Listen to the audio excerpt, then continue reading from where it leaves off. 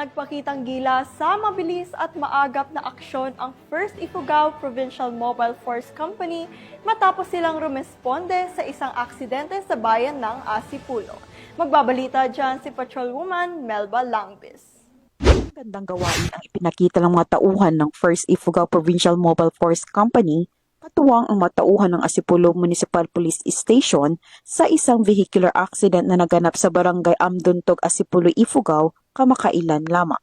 Ayon sa paunang ulat, isang sasakyan ang nawalan umano ng kontrol habang binabagtas ang kalsada na nagresulta sa pagbaliktad nito.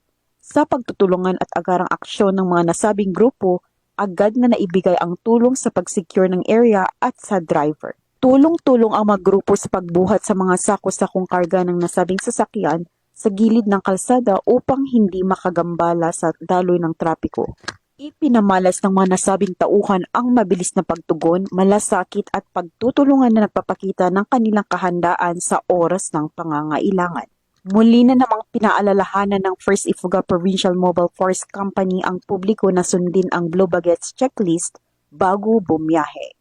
Ang pagsunod sa Blue Baguettes ay malaking hakbang upang maiwasan ang aksidente, masigurong maayos ang kondisyon ng sasakyan at mapanatili ang kaligtasan ng lahat sa daan. Patuloy na nananawagan ang PNP sa kooperasyon ng komunidad upang maging ligtas at mapayapa ang bawat biyahe.